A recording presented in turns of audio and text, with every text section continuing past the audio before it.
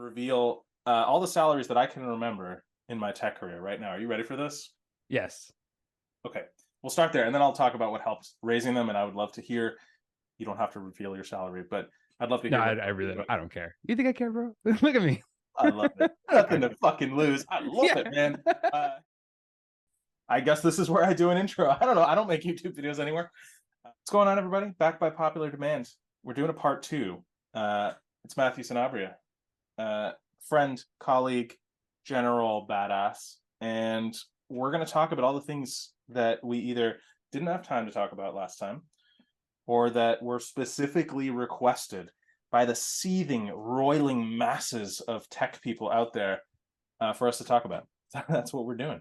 AKA YouTube commenters. YouTube comments, a terrible place to get your cues from. The depths, yeah, the vile, like the depths down there. No. Yeah. It was really fun recording last time. We obviously were limited by time. And we might have someone join us later today as well for like a third party, which is cool. So we'll see if that ends up going through. But yeah, no, we have things to talk about, and I think one of the first ones that we should probably talk about is salary stuff, because we didn't get a chance to talk anything about salary.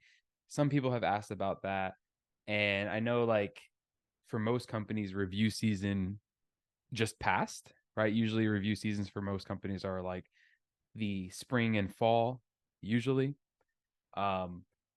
So, like, review season just passed, everyone's reflecting on this stuff. Salary is a taboo subject in most places. Nobody likes to talk about it, but I think we should talk about it. And I'll ask the question, like, what's your experience been like with salary, right? Like, starting your career till now, what has been your experience? How did you get your salary to go up? Like, what did you find was helpful for you when you in your career? I think that is a fantastic topic. I'm so excited that we're finally broaching the subject. Can I just say, as a like preamble to this, it's always those topics that companies, it's like the taboos.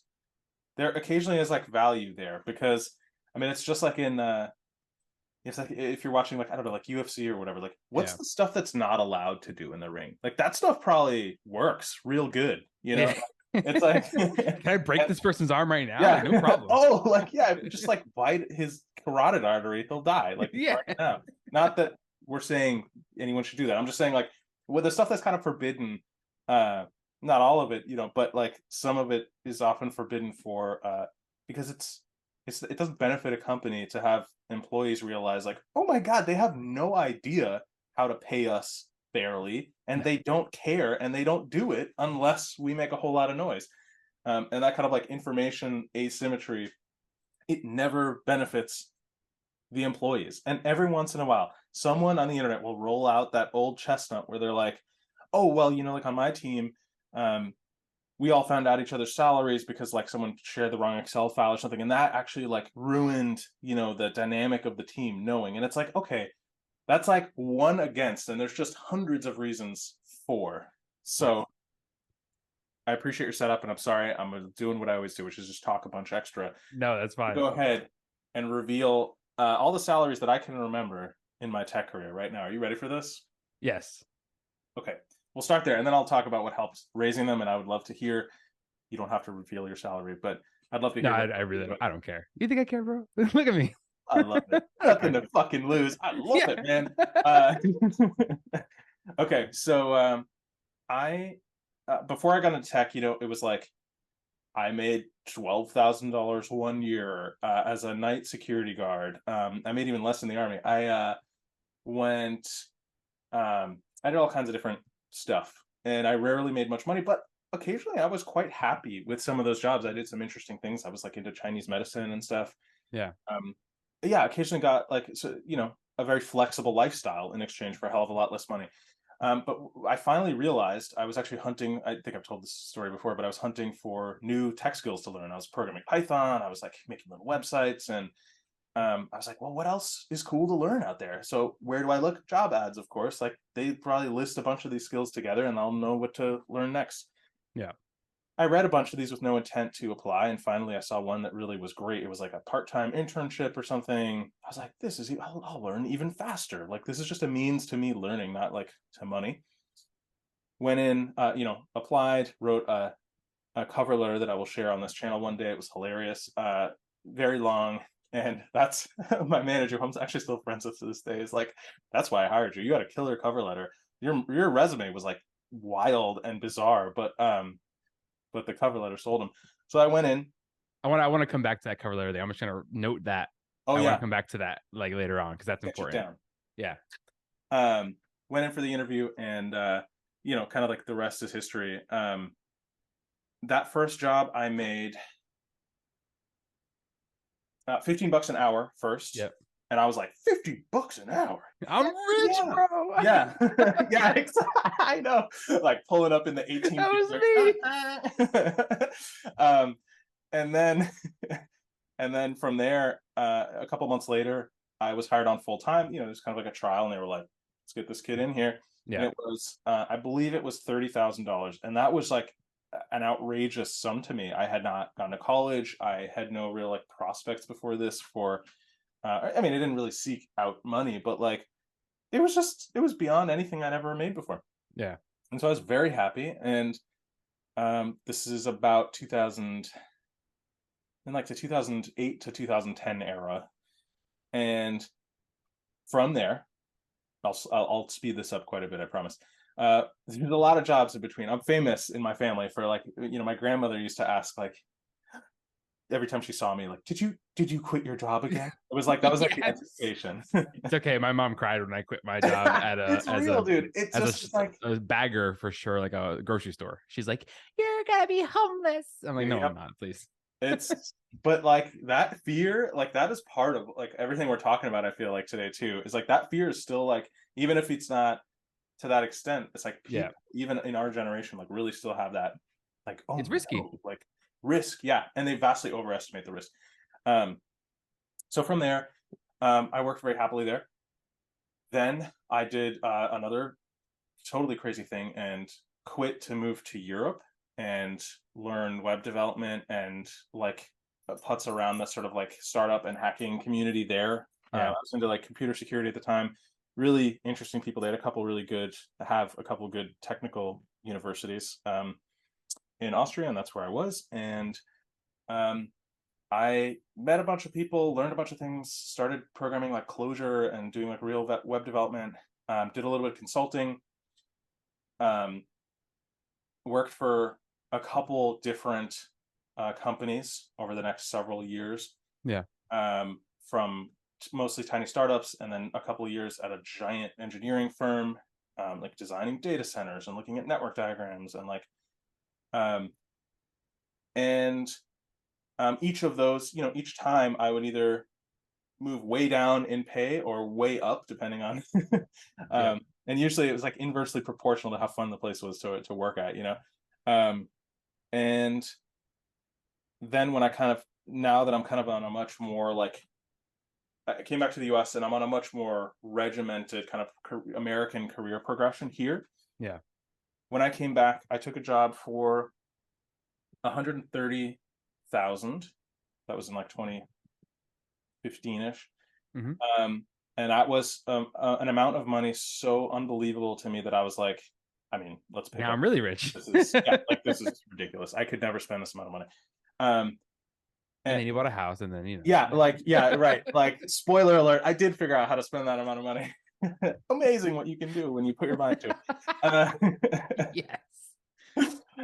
And then from there, I jumped probably every about between 1.5 and 2 years, between 1.5 and 2.5 years, I would jump again, and every time I got myself between 15 and 30% raises.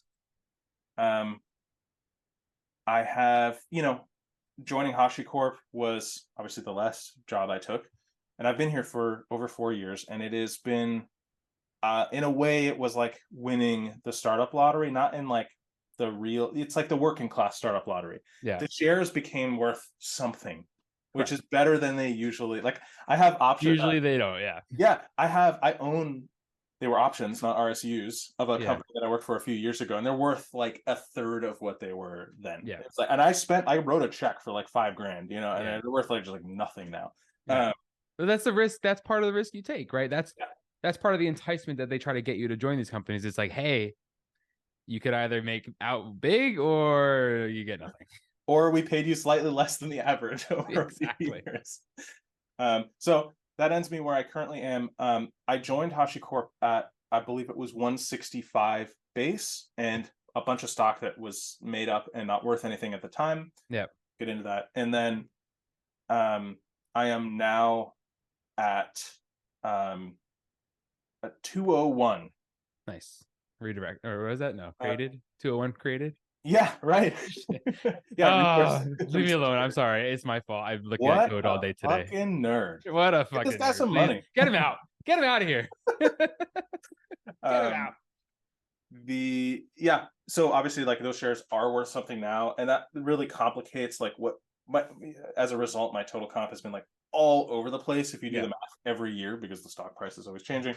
I'm not gonna focus on that, but again, like lucked out, the shares are worth something. I'm not like yacht rich, and I'm not even retirement rich. But it's a buffer. It's a buffer, and it has paid off in a way where I'm now at a place where good base salary, good benefits, and Yeah, no, I agree.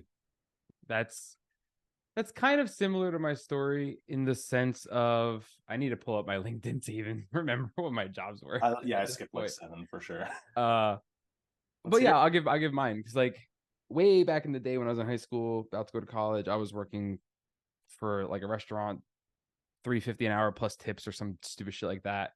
And then I moved to Micro Center for a little while I was in college because it was flexible. And there I was doing like $16 an hour, and I was in the same boat. I was like, "Yo, I'm rich, $16 an hour.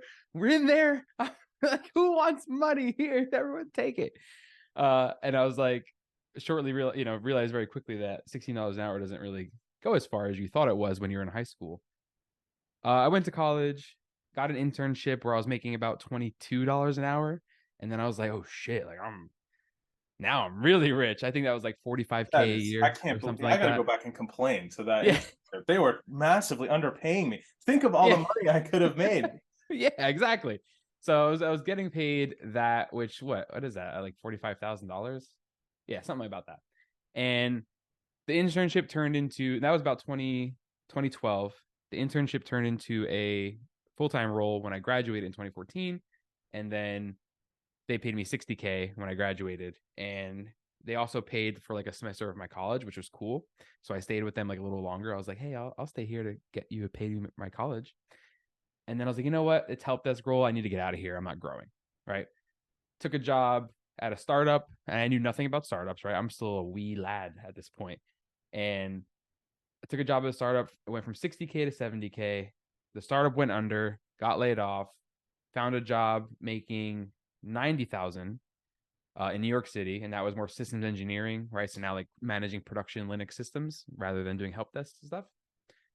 Uh, moved to Florida, so like I moved away, moved to Florida, and the job. This was back in 2016 or sorry 2017, so they didn't support remote work back then, right? That was not a time where remote work was the thing. So they're like, "Yeah, you can't stay working here if you're moving to Florida." I'm like, "All right." So I left, went to another startup. At that time, I was making I think 105. I think about 105 is what I was making. Now I'm a DevOps engineer, or let's not even get started on the term, but that's what I was. I was a It's a whole DevOps. episode's worth Yeah, of complaining that on is the a whole pod. episode's worth. We'll defer that. Making 105 on that, 105,000. Then I got laid off of there because they also ran out of money. So it's two startups now that ran out of money and got laid off. Went to another place making 120, which was great for Florida. And mind you, when I got laid off from this place in Florida, I was like, I had no idea what to do because rent was still due. I wasn't in a place where had the best safety net yet, right? So I was like, how am I going to pay for my stuff? But instead of sitting there, worrying about it all day, I just took a day, collected myself, and then started applying, right? So got the job, got to 120K. And then when I joined HashiCorp, which is about the same time you joined HashiCorp, I made 135,000 when I first started here. But I went from an SRE role to a support engineer role because this was the start of me pivoting into software. So I kind of took a step down in title, but a slight step up in salary, and then used that time in HashiCorp. But now I'm at 182. So when I started HashiCorp, I was at 135, and now I'm at 182, which is actually like it's almost a $50,000 increase in what 4.5 years. That's So wild. Yeah. yeah, so kind of a similar story to you, but I front loaded my job hopping earlier in my career. I did more of the job hopping earlier, and now later I kind of stay a little longer. And it's been my experience too that you get like a 10% at least jump when you leave the company. And then at HashiCorp, I got one like 10% jump in pay, I think. Everything else has been like 5% or something. Yeah. So it's been, I've been in the situation where leaving companies is where you're going to get more money, is what I'm trying to say. Yeah. Even tech companies which pretend that they have the tech thing figured out are notoriously terrible Yeah. about actually keeping up with labor costs, which is what it is. Yeah. It's not cost of living, as they love to remind us. But that's cost of labor. If someone leaves to get 30% more somewhere else, like I guess your cost of labor just went up. Oh, and to put some context for the viewers, since we're both at the same company and we're both software engineers, you are a level above me, right? You're L4? Senior two, yeah, L4. Yeah. All right, you're L4, I'm L3. So I'm a senior software engineer. You're a senior software engineer two, level two. So you are one level above me. So like generally speaking, the way it works for our pay bands in general, like the next level, like I'm not talking specifically about HashiCorp, but like in general, a new level of a pay band is probably like at least 10% higher salary. Yeah. Not even talking about geo pay or other bullshit that they might Yeah. have. Just in general, a level above is about 10% more salary, at least, right? And that I think one thing worth mentioning here is that internally at just about every company I've ever been at, it is around the promotion is the time you are most likely to see a a salary and benefit, salary shares, whatever increase, like a total comp increase, commensurate with what you might, if you're lucky, get. Well, if you're lucky, it might match what you might get skipping out to another company. Yeah. I do want to ask a question. Do you have like any like things you would have done differently, knowing what you know now? What would you done differently when you're looking for a job to help with your compensation and salary? And mind you, like I guess we didn't define what compensation is, right? There's a salary portion, but there's this whole other portion of like bonuses or stock grants or any other incentives. We didn't even talk about that Yeah. yet. But what would you like looking back? Is there something that's like, damn, this is where I messed up and this is where I could have done Yeah. better? I think early on, I would have always negotiated harder. I came, I think, like many of us, from a background of like take it or leave it. There's a million other people that are going to do this job. Yep. This industry is less like that. I know. There's lots of software devs and tech people and Linux people and everybody out there, but like there's more positions that need to get filled than there are people. And I don't care how many people get laid off in the next recession. It's like the demand is far outstripping the supply. Yep. And that means that I was in a much better position even 10 years ago than I thought. And so I almost never negotiated, or I didn't negotiate hard Yeah. enough. And I think especially at the companies, that you end up staying at, and of course you can't know this in advance, but when you're about to work. Like when I went to HashiCorp, I knew like this is a company I want to like excel at. I want to stay here. Yeah. I want to like build things that last here and like have relationships that last here. Yeah. And like kind of invest in the not just my career, but my career at this company. At that point, I think negotiating hard it's kind of counterintuitive, but like negotiating hard to get into those companies, like obviously you get an offer, you do some pre-negotiating before you get that offer, and then you negotiate. The fear, I think, is always, oh, like what if they just are like, fine, then like don't come work for us. It's like, no. This company just spent $30,000 and time, which they'll never get back, interviewing you and get you. to this point. It's trivial for them to add another 10 or 15 grand or shares that are essentially not worth anything yet, or whatever, if they are a few extra shares, that can, I think, really make a difference over how much money you keep over time, like how much you're able to save, especially in those early portions of your career where you're not spending all of it yet. Like your lifestyle will inflate and if you're good, you can drive a wedge between that and it'll inflate more slowly. Yeah. But especially in those early stages, that's your best chance to save money and put it away and forget about it and let it grow over the long term. And like that's where making more money actually has an outsized impact. Yeah. To me now, an extra 10 or 15K, it's like I wouldn't notice it because I have a lifestyle and responsibilities and like family to support and like various things that they'll just like soak that up. And I almost don't, it's like variations on a, Yeah. you know, Yeah. Emergencies come up, things come up. yeah. Yeah, I get it. Like to me, to get that effect that an extra 20K would have early on, I'd need to make another 100K right now. Yeah, exactly. And for it to have that kind of like impact on my life. So in economic terms, the like marginal utility of a dollar has gone way down for me.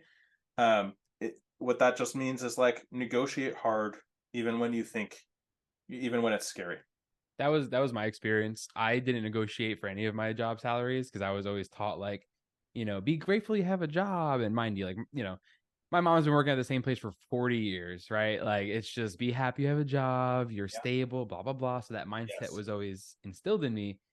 And I was also of the mindset where, oh, if I push these people, they're just gonna like say Right. screw It's like they're screw just on the you. edge of being like, oh, Yeah, yeah, you're yeah, annoying yeah. to deal with. But they're And not. that was my mindset. I was like, oh, Yeah. if I push these people, they're just gonna tell me to like go screw, and I won't have an offer anymore. And that couldn't be farther from the truth. Like now that I'm on the other side of it, I don't want to interview, right? Like I do want to expand the team and whatnot, but when I have to interview, it's a burden, right? Every interview for me is about 2 to 3 hours minimum of work for me because I have to ramp up and get your resume and stuff loaded into my head and get, see what I want to ask you about, do the hour-long interview, and then write the feedback. So it's anywhere between 2 to 3 hours of that, right? 30 minutes And then setup. sit in the final discussion Oh, panel and then do the and debrief and all discuss. that. Yeah. And then there's 8 people in there, and one engineer is always like trying to waste a day. So they're like, "Well, what about this like bike shedding thing that we can Yeah, talk about for another 10 exactly. minutes?" The company loses a tremendous amount of time and money on this. Yep. Invests. The longer a company has a job rec open and interviewing for it, the more they're losing money, right? Because they're not picking anyone, but they're wasting their engineer. I don't want to say waste, but they're spending their engineers' time Yeah. interviewing people, so the engineers aren't doing work, and nobody wants to keep that burn rate going, right? Yes. And So that engineer they need is not yet doing work that's going to make them money. So it's like correct, a double loss kind of. double loss, right? You have a headcount that's missing that is lack of productivity, and like if you were to hire that headcount today, they still wouldn't be productive until at least, Yeah, 30 to 60 days out, if that. totally. So it's like, if you have an offer, if you're a candidate and you're sitting there and you have an offer in hand, the power is in your hand. They are literally giving you the power at that Yes. point, right? Because they don't want to interview anymore because they gave you an offer. They want to stop their interview process and wasting their salary caps. They want to get a new engineer filling the headcount so that you can start providing value. The ball's in your court. And I learned that way too late in my career. And now, like the next job that I interview for, I know this, right? I know my worth. I know my skills. I know what it takes to interview people. So yeah, definitely negotiate, negotiate, negotiate. Like, don't be a dick, right? Don't come up here and be like, oh, I'm worth it. Like, don't be a dick, but push for what's yours, right? Get that up there. Start high, so that way you don't get into a situation where like, you take the role and then you find out, wow, I'm underpaid. I have a funny story about negotiating. I once undercut an offer after it was offered and said, I will do this for less because I was so uncomfortable negotiating. I swear it is true. I was like, someone was like, I don't know, 2,300. Okay, we can do that. And I was like, no, 2,200. It's a nice round. Final offer. I was just like, afterwards, I was like, why did I do that? Like, what societal like shaping that I went through made me think that made any sense, Well, we're coming off of the taboo subject, right? Like we're coming from that perspective. Salary or any sort of compensation discussion has been a taboo subject everywhere. They want you to believe that you can't talk about salary, when in fact there's laws to prevent Yeah, you. you're Like legally you're right to do there's that. The laws to US is protect you. protected. Yeah, to talk about salary. And like something I want to say is at HashiCorp, there's engineers that are no longer at the company. Like they way back in the day, they started a channel here at HashiCorp called like Talk Pay, where we talk openly about our pay, right? When those engineers left, I took over the channel and I started, moderating it, if you will, and like You do a getting lot of work, those, and thank yeah, you for doing that. yeah, doing all that plumbing work. And basically we just talk about salary in there, right? Where there's an anonymous form where we can list our salary and our role and like share that data to help people, so that if somebody like Dave says, oh, I'm an L4 and I'm making 201, well, then me as an L3, I know when I get promoted, I know where I can shoot for in my salary, and I know if I'm getting underpaid or not. Or I can see other L3s that are also getting paid similarly to me, and I can see where I stand in them, right? It gives me information that I can use to make a decision about my career. Am I getting underpaid? Should I shoot for more? Should I leave the company? Right? Should I do these things? It puts the information in the employee's hands, where traditionally all of the negotiation power from a salary perspective has been in the employer's hands once you're hired, right? Like once you're hired and on board, it's in the employer's hands at that point, right? Your raise cycles come up, very difficult to catch up to a low salary, from a low salary. Yeah, you'll never right. You'll almost never make it up, Yeah. because that like story the business tells is always so ironclad. Because guess what? They have people who have invested time in negotiating professionally because that's what they do, and they'll Yep. tell you a story, and you won't realize you're negotiating for your tiny salary bump. But those people, your managers, are negotiating with you. Then when they tell you, "Oh yeah, it's been like a rough year, like for the company, but we're just trying to hang on to everyone." That's part of the negotiation. That's Yep. not like They're a trying to fact set that the you need to worry about. Yep, they're trying to set the context for you so that you know what to expect and you know that you want to negotiate and push hard. But yeah, when the best time to negotiate for your salary is when you're about to sign your offer letter, like before you sign on to the company. Once you're at It'll the never be company, easier than that. Yeah. yeah, once you sign on to the company, your negotiation power drops significantly. And when you see raises, it'll be anywhere between like maybe 3 to 7% if you're lucky. Whereas leaving companies to go to new companies, you'll probably see 10% plus, right? So it's like Yeah. you got to choose your story, and you got to see like what are you willing to do to get that salary increase. That's one. Also remember, it's not only about the money, right? There is like you can go to companies that are toxic, and you can, you want to go to a company that's good, right? And not it's not always about the money. And then like after that, it's about just knowing where you are, knowing your worth, knowing your like being transparent with that, and seeing like what you can really negotiate and push for, because that's what's going to help bring your salary higher or lower. Oh, and also remember that jumping frequently can be seen as negative to certain companies, right? Yeah. If someone sees like, oh, you're jumping every year, they're not going to want to hire you because they think you're like a flight risk, right? Because it takes about maybe 30 to 60 days, maybe up to 90 days before an employee can start being like productive. So why would I want to hire you, wait for 3 months for you to be productive, and then 9 months later you leave, right? Like, why would I want to do that? Yeah. I think try to stick I think it is less true in tech than in other industries, but I Yeah. agree that try to stick it out a year wherever you are, because anyone who knows engineering knows that there's like not that much. A lot of the problems you make won't catch up with you for the first year. So like seeing that seeing that you've stuck it out for a year at a place, even if it wasn't a great fit, not a red flag, and it's fine to admit that. Like, yeah, this place wasn't a great fit. Yep. Does not subtract any imaginary points from your application. Um, but I think as you get more senior, especially jumping quickly, that like time you should say gets a little longer. I'm Yeah. weirded out if I see like senior engineers, senior twos above, staff, that kind of thing, who are spending less than 2 years at most, like In their a most role. recent jobs, because there's only so much you can do in a year, especially when you're doing the type of senior work that takes a lot of time, which is like working with a lot of different teams, coming to a consensus, Yep. designing larger systems, actually implementing those systems. It's like if you leave after 9 months, it's like, well, none of the You didn't problems do in your anything. Yeah. You didn't design, see like anything to completion. exactly. You never had to fix anything, and you never had to learn from your mistakes, because your mistakes haven't, that cycle time is just slower. Um, you see your mistakes after 8 months, like, oh no, like we didn't put this in the design doc and now we have to solve it. It's like that's where you do your learning. Um, I agree. It's tough out there, and that advice couldn't be more true, right? Keep in mind, if you're switching frequently and you're like, yo, I went to this toxic place, that's fine, right?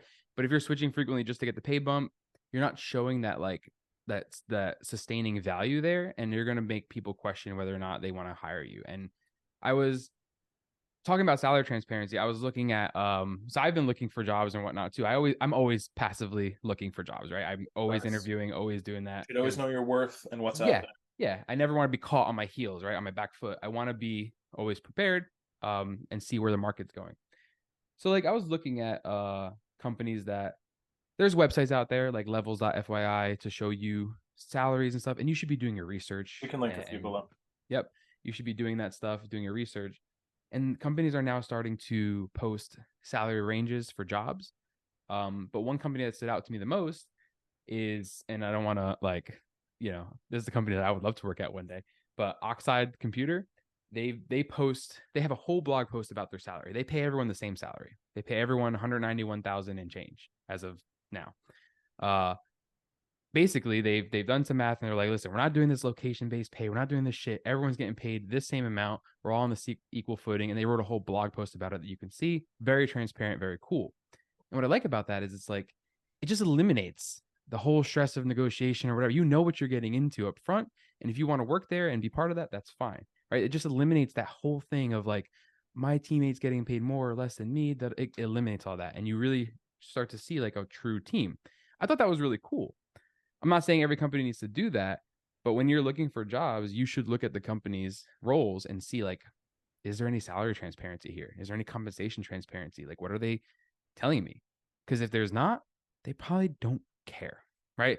They probably don't care about paying you fairly, and they're probably going to try to lowball you. But if they Yeah. have some sort of transparency, they probably Yeah, it means they've care. thought about this as like Yeah. an actual thing to. Even if it's for to comply with the legal regulations in like Colorado or whatever it is Oh, now, right. Yeah. even if it's just that, at It's a least they're benefit. doing that, right? At least you have information. Before we switch topics, I wanted to ask you one thing, and you kind of alluded to this, but like we're talking obviously about salaries, Yep. money, and like shares as your what makes up your total compensation. But obviously, there are some things that are uh, less easy to value, or a part of that that's not always apparent, and that's things like good health insurance, Yeah. various benefits. Like, for is there a 401k match?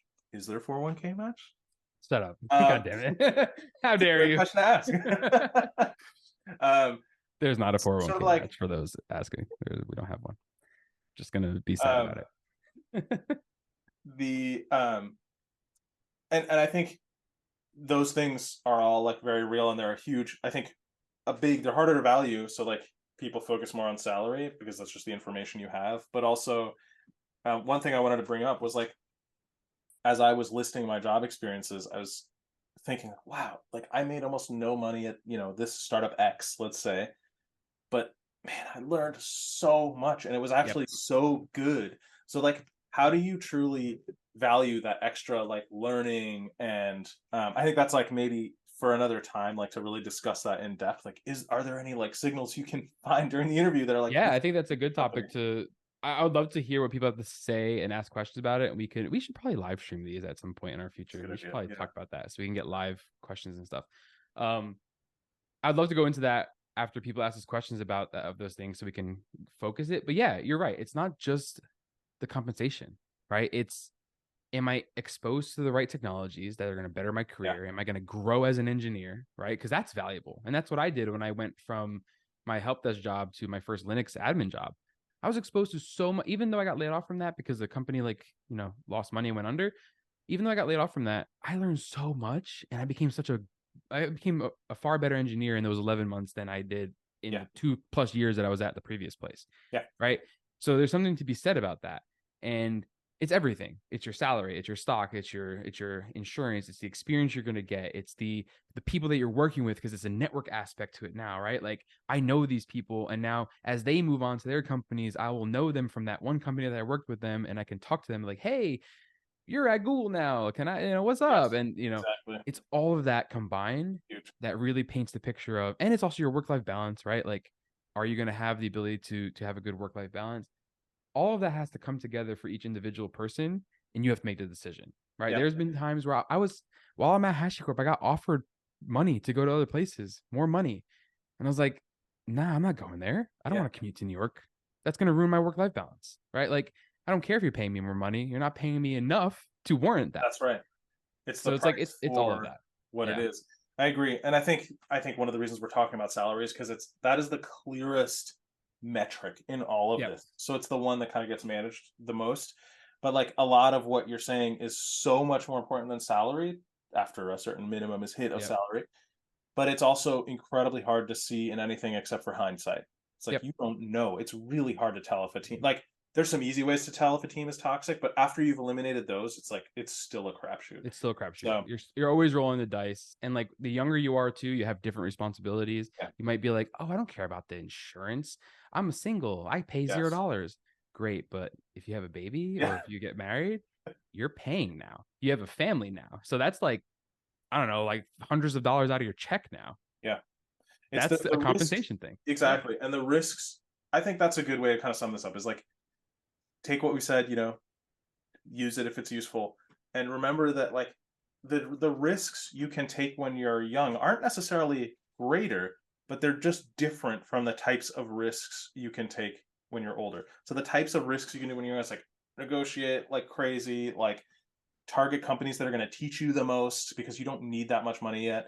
Um, be flexible, use that flexibility to your advantage, like move around if you need to. Like a great time Yep. to, work for like Google in an office is when you're young because Yeah.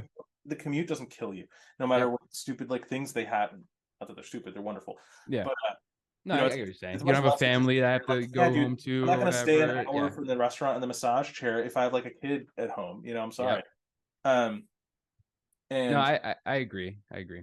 it's Sorry. it's just a different quality of risk. Take those when you're young and figure out what is the right risk for you to take now. And then when you're older, it's like, great, now you have a different kind of pool of resources. You're making more money. You can invest a lot more money, uh, even though you have like less time or flexibility. It's like you have another kind of resource you can use Correct. to take other kinds of risks. And Yeah. everything has its season, kind of. So, yeah. Agreed. And don't be afraid to take those risks. I know so many people that are like, but I have this job. If I Mm. leave, oh my God, and they're afraid. Don't be afraid. You learn. I mean, like, I don't want to say don't be afraid because it's okay to be afraid, but do it anyway, right? Like, do it anyway. Would You you learn so say much people about. should feel the fear and do it anyway? Yes. Yes. Nothing against that book Exactly. or anything. No, I mean, it's true. Like, I don't want to say, oh, just get over it and do it. Like, I know there's real risks involved and real things to weigh, but you learn so much about yourself and you grow so much when you're tossed into the fire and you feel the burn, right? Or if you jump into the water and you feel like, oh, it's actually not that cold, right? The Like sweat when you're makes you learn. That's what my first manager yeah, when you're during in the it, first you outage. learn. Yep, you learn. So just I don't know, don't be like, oh, I have to hold on to this safe, stable job. There's opportunity. Like Yeah, think about leaving sometimes. Think about what it takes to jump ship and go somewhere else and challenge yourself, right? You'll be surprised at how your body and mind reacts to that. You just kind of do it, right? It's weird. It's like the bird being pushed out of the nest. yep. You just fly, right? It just That's works. it. So don't be afraid to Amen. let it work. What Yeah. better note to end on than Oh that? man.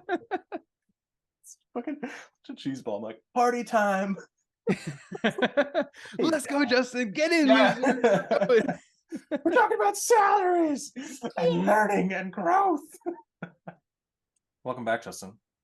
Thank you. Thanks for having me back. I actually just finished up the y'all's last episode. I wanted to make sure I had heard it before I joined, right? Because Amazing. but I was super stoked to see it when it went out, right? Like two of my favorite folks here at HashiCorp. Yeah, yeah.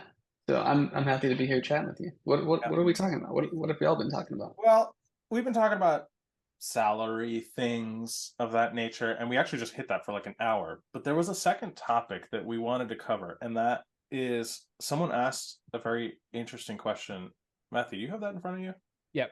So Mark Lopez asked, I think more videos on what you expect from the junior people. What kind of attributes make a new person on the team successful? So they want to know more about like how do we as more experienced engineers view juniors? What do we want them to give? What do we want juniors to bring to the table? So that's what we're going to talk about next. Love that question. Lopez, you're all right in my book. Hell yeah. You already have what it takes just by asking that question. I can tell it's like right attitude. I agree. So since Justin is the new one on the call right now, what do you think, Justin? Like, if looking back when you were a junior and looking back to now where you are, what do you think is the best? Like, what attributes do you think make a good junior engineer?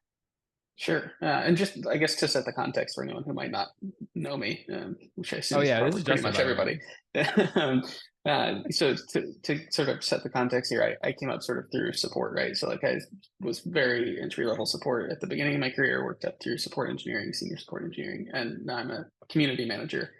And I think that for me, the thing that I would look for in someone who's a little bit more junior than me is to ask questions, sort of exactly what you were just touching on, and something that y'all mentioned last time as well is not being afraid to ask when you're out of your depths, but at the same time taking some time to actually like try first, right? So like a lot of times I'd have people come to me and just be like, hey, I got this weird error message, what do I do? And it's like, okay, what have you looked at the logs? Have you looked at, have you tried to poke around the code base a little bit? Like those kinds of things. Like, dude, have you looked, right? Like, give me something. Give me an idea of where you're at so I can meet you there, right? Because like if someone comes to me and they ask me a question and they're just sort of like, what do I do? Like, where do I start, right? It's sort of that.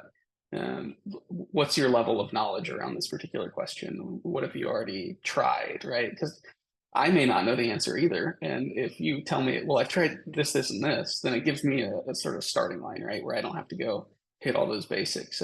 Versus if you come to me with nothing, then like I'm going to start at zero and go from there. So I think asking questions and asking informed questions is really important. Love it. I'm keeping track of these so that I can run down the list at the end and be like, did we miss anything? Because I think this is such a good topic.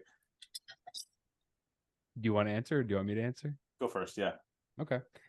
I agree with you. Asking questions is like the number one thing I want from like a more junior engineer. I never really like the term junior engineer because like I'm a senior engineer, but like I'm junior in other fields, right? Like if you think about it, if you move me to machine learning, I don't know anything about that, right? I'm a junior there. So I never really like the term. But when you have new people on the team that are like less experienced, especially maybe early career engineers, I want them to be communicating, right? I want them to be talking and asking those questions, but not empty-handed questions like you said. So I won't go too much of that. I echo everything you said. But the only thing that I would add is I want them to speak up when they see something that seems off or that they don't understand. And it's not necessarily like asking a question when a bug comes up. It's like, hey, I did this in the code. I don't understand how this is working. Can you explain it to me? I want to see them trying to broaden their systems level knowledge of like the system that we're working on, right? And asking the questions of like, hey, this doesn't feel right. What's going on here? And pointing those things out, because the more experience you get with something, you kind of start to take certain things for granted and you kind of like gloss over them. But someone that's new to it, they are experiencing it for the first time, and I want their feedback. I want to be like, how does this feel from someone that has never used this before? Do you hate it? Do you love it?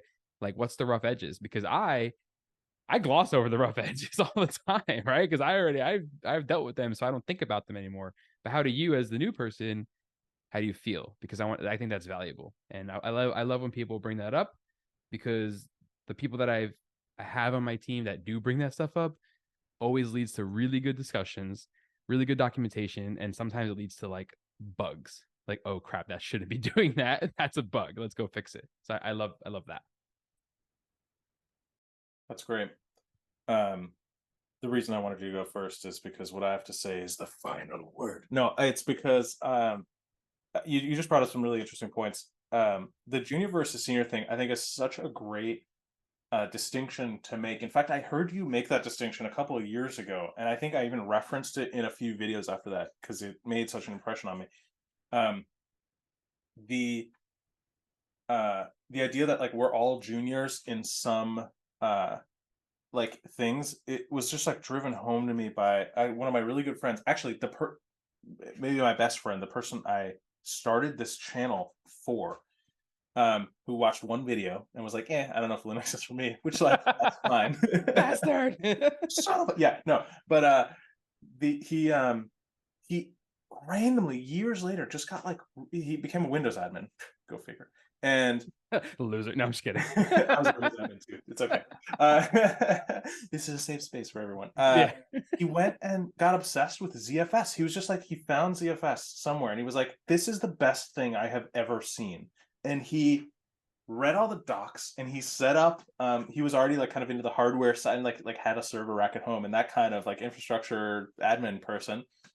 And he became kind of like a little bit of a ZFS like ops expert in the span of like a couple wild ass weekends, I guess. And I remember I had introduced him to ZFS originally. I was like, you should look at ZFS. This does a lot of like what might solve your problem. And like 2 weeks later, he came to me and taught me 50 new things I had never known ZFS could do or like even experimented with. And he had like done it. And he had, you know, put some data in and then like pulled a drive like randomly out of the enclosure and just been like, does it resilver?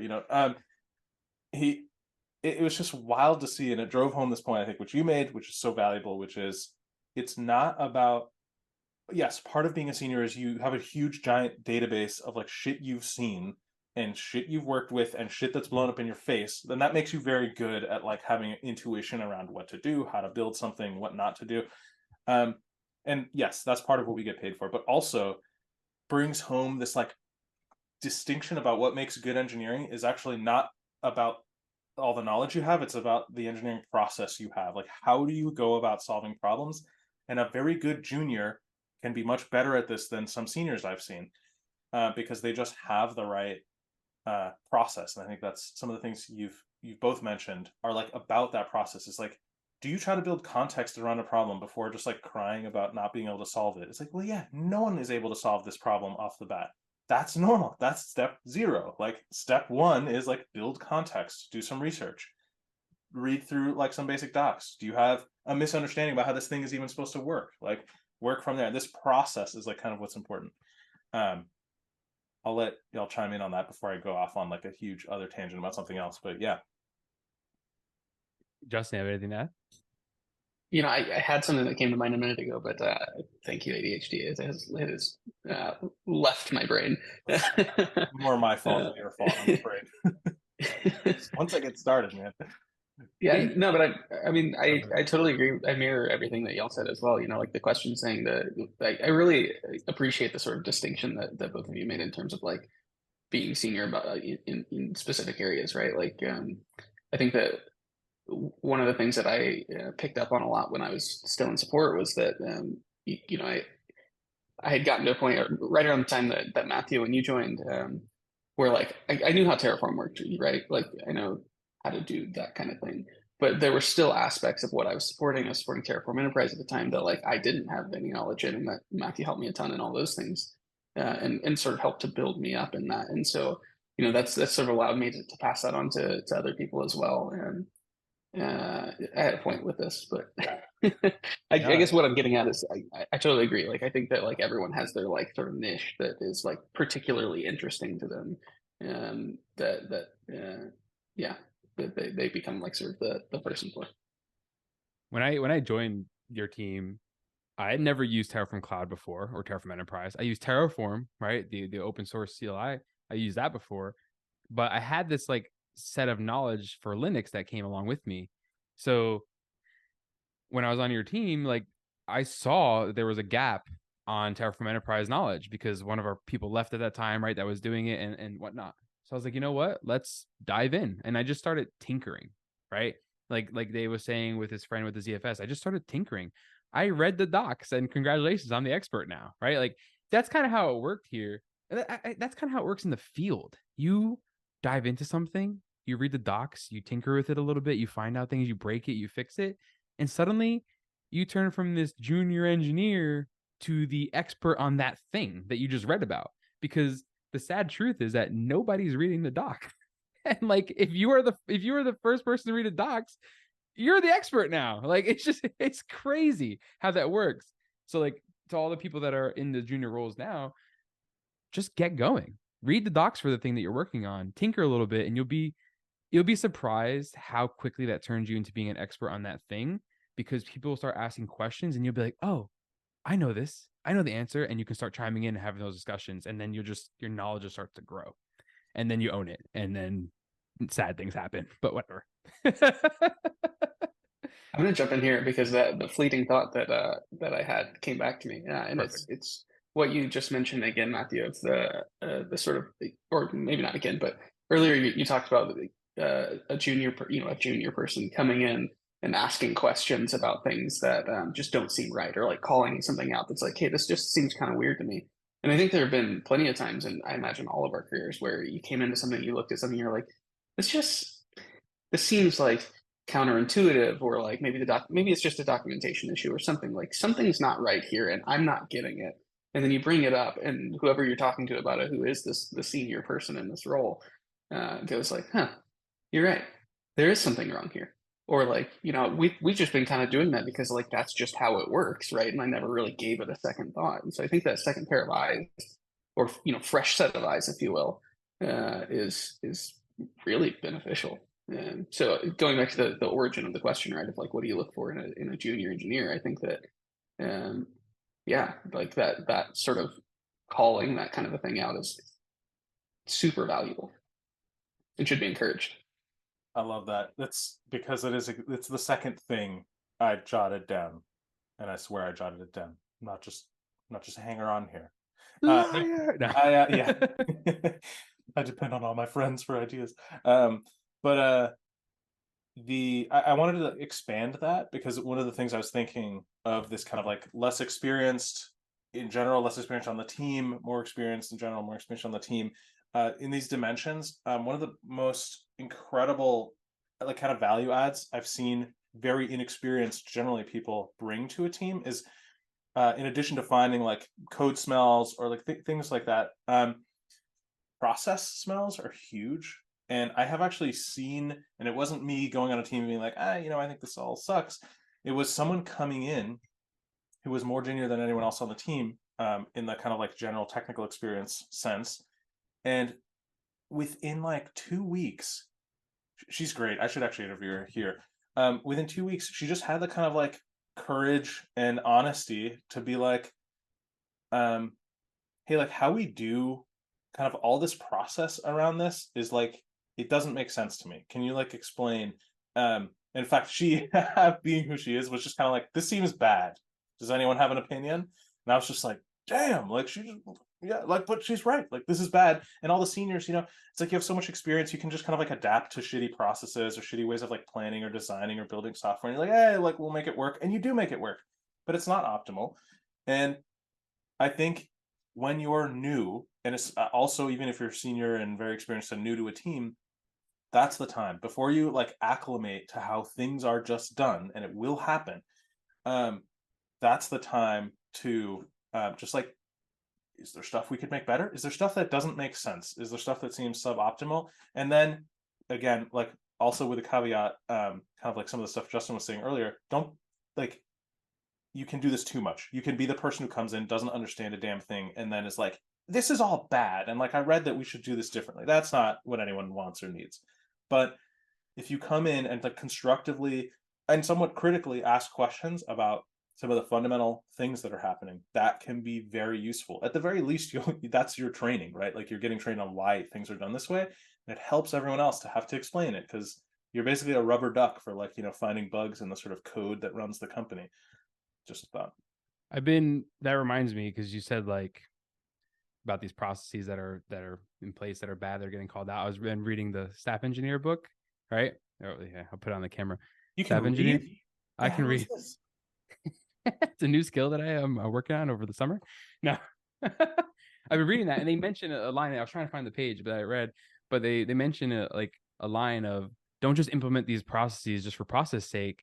Sometimes a conversation with your engineering team or a specific person on your engineering team can like eliminate the need for a new process that is just shitty, and that was like, I'm paraphrasing, but that's what they were saying. Like sometimes just talking to your engineers and seeing like, how do you feel about this thing, can just eliminate the need for a process that is going to make everyone pissed off.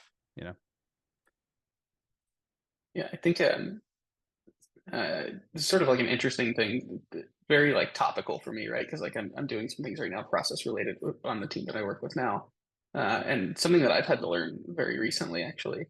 Um, Maybe I should have already known this, but was that this idea of sort of like if you pitch something like you're trying to change a process, you don't like it, you think it's bad, or whatever. You pitch something and it's not immediately accepted because like, no, this is the way we're doing it. It's working fine just now.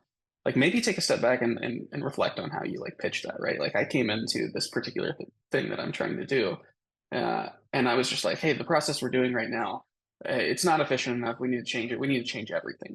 And of course, everyone in the room is like, whoa, like put on their back heels, right? But when I came back with it, and I actually just went and wrote like a mini RFC on this, right? And gave it to him. And I listed out my thoughts on it. And I sort of started it with like, okay, why don't we do this? Let's do a very incremental change. And then we can increment it slowly and make it like feel it out. Let's see how these things go to make this process better. Because clearly this process could be better. But we don't want to just throw everything in the trash. And that was accepted a lot. More sort of people were more amenable to it. So I think that like that's something to like not get discouraged about if you do come into a role in more of a junior thing and you pitch this idea of we need to change this, and it's not immediately just like, oh yeah, you're right, you're totally right, let's throw everything, our That would also processes be are like a terrible. team smell. It's like, wait, he's like doing what the new guy wants. Like that leads to just like we rewrite the product once a year every time someone joins. So things make it better. I mean, you bring up a really good point about like your communication, right? As Yeah. part of being a good engineer, senior, junior, whatever, is your communication with others. And I've struggled with my communication as well. And your written communication specifically, right? Like verbal, fine, but most of our communication in this field is going to be written, right? Pull request reviews, the code itself, emails, Slack messages, whatever it may be. It's most of our communication is going to be written. So really being able to articulate your ideas and your thoughts in writing is super important. There's been so many, I mean, you're a community manager, Justin, so you've seen GitHub issues. This doesn't work. Submit. Oh yeah. Yep. You gave me nothing to go off of. When like your written communications, your chance to like share that context with people. Say, hey, like I'm doing this. Here's my config. Here's what I'm thinking is happening. Like describe what's going on, not just for bugs, but even for changes. Hey, here's the gaps in our process. Here's what I would like to do to address them. Blah blah blah. And you'll see how people can accept that communication much better than when you say like, this sucks. Let's change it. And it's true. It's something I've struggled with too, and I'm sure everyone else struggled with it, but it's one of the biggest things that helped me grow as well. Did you have another point that you wanted to cover? I'm looking at you with your I little didn't want eyes. to jump ahead of Justin. I saw you were unmuted, so I didn't want to like cut you off. Oh, I was staying unmuted just in case anyone told a joke. I wanted to help the homies and laugh. I'm not trying to laugh on mute. You really are earning those $10 checks the channel sends out. Wait, you're getting paid? No, I'm just kidding. That's right. Should have negotiated, man. I don't know. Wait, Yeah, you're I'm getting Talking about it. what the hell's going on?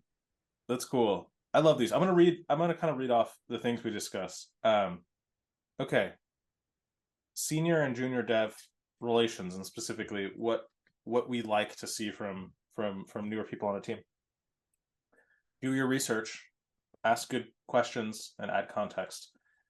The whole discussion of the terms junior versus senior, I like kind of reshaping that. It's actually just a more useful and intricate way of thinking about it, like better abstraction. Speaking up regarding rough edges in the code, in the process, in like what we get paid to do every day, whatever that is. Oh yeah, one thing I really loved, finding a gap. Who mentioned that? I thought that was great. Finding and filling a gap on the team to kind of build expertise in. I thought that was so cool. We both kind of like hinted at that. Yeah. I think that's a real value add a junior can bring. Many eyes make bugs shallow, like we've all heard it, but it's like a lot of teams are always just stretched a little bit thin. There's not enough, devs are expensive. Like that's what we just talked about in the first half. How to make yourself more expensive. And the idea is like, if you find a gap in expertise on a team somewhere, that's a great chance to become a kind of reliable senior on the team, even if it's just in that part of the system. It's like, it's not, and there's a lot of like contenders for like skills that are pretty high percentage hits for this. You want to do like learn some networking. You'll probably be the only one who's good at networking on the team. Learn SQL. Can I nod like harder for the networking Yeah. one? Because like every problem is a networking problem at the end of the day. Yeah. Like, yeah. Sorry, I'm Any breaking my kind neck. of domain specific like SQL and how databases work, like database indexing and how to actually do it like more than one field, or like just beyond the basics. Like a weekend of study will make you better than like 90% of devs who are just focused on learning other stuff. And they're huge value adds potentially if you're thinking of like future resume writing things you're going to do. It's like made the entire system 80% faster by removing like one database setting or on like a something. table Yeah. read or something. Yeah, exactly. It's like you can make a huge impact with these things on the product, on the team. And it's rare that anyone else is like competing in that like space on the team. Are there any other skills you guys can think of that are like that? I mean, I think the one thing that keeps coming to mind for me as you're talking about this, that I don't know, maybe we've sort of touched on this a little bit, but just getting good at reading and researching, right? Like whenever, harkening back to the team that Matthew and I were on together, I had a lot of people in that, I came in as a senior support engineer for that role, but so much of what people would come to me and they'd ask me questions, and then I'd give them like really thorough response. And they'd be like, wow, like, how do you know all this stuff? And it's like, I just go and I read, you know what I mean? Like I got an error message. I saw where the line was in the code. I went to the code. I read the code to see what it was doing there, and then what it was supposed to be doing, and what it got, and what it was not doing, right? And I just read it, and in taking the time to just do that more and more, I got better and better at it, right? Like I'm not a software engineer by trade. Like I've never been in a software engineering role, but I read a lot of code. And I read a lot of the reference for it, and that has gotten me to the point that I'm at, that I can sort of break down these complex things. Out here giving the cheat code to everyone on YouTube. Like That's literally it. If you That's do it. that, like that's it. You read the docs, you read the code, you're done. Congratulations, you are in the 99th percentile of engineers. And it's almost sad to say that, but that is the reality. You do that, you jump up ahead in skill.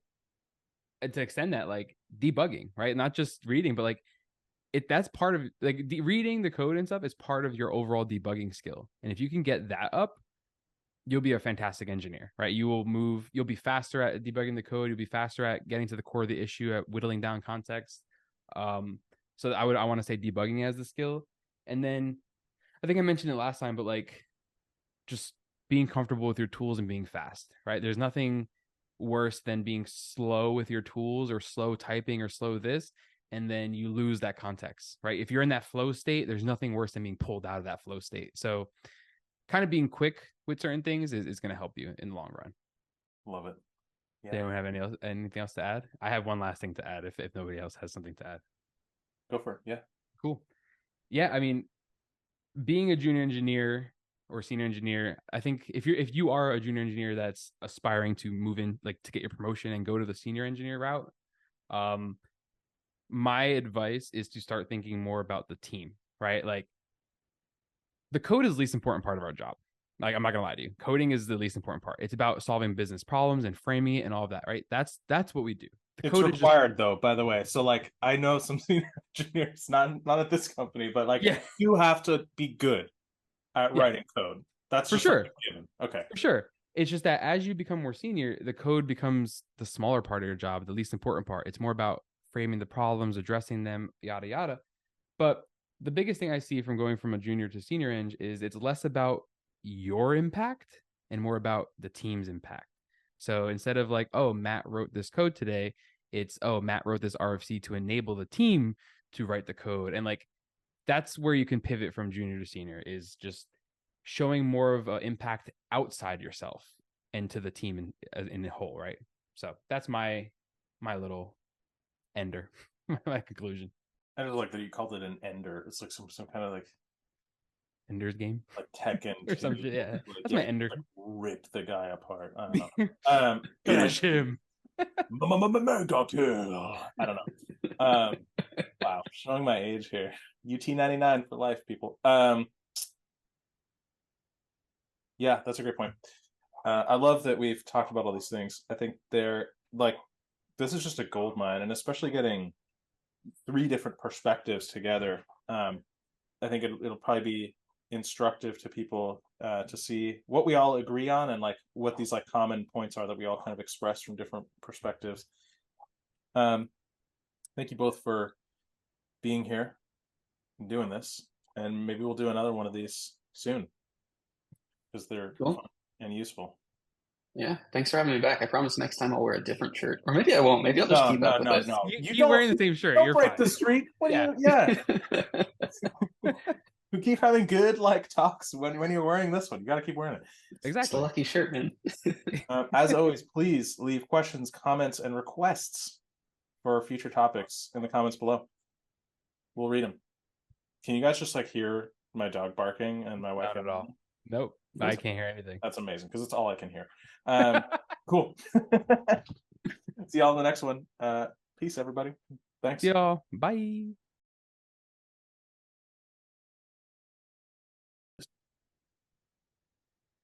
Recording in progress. You feel like with all the technological advancement they've made, it would feel like you could get a better, or you could just have someone record it for 12 cents who already works for you, and then just use that. I know. Yeah, you could just say like recording on something Yeah. elevator Yeah. music-esque, not this Yes. like robotic crap. I want to be spoken to like I'm getting into like a TIE fighter. You know what I mean? Yeah. Yeah. Like recording engage and like as what you just said exactly, like as the exactly right.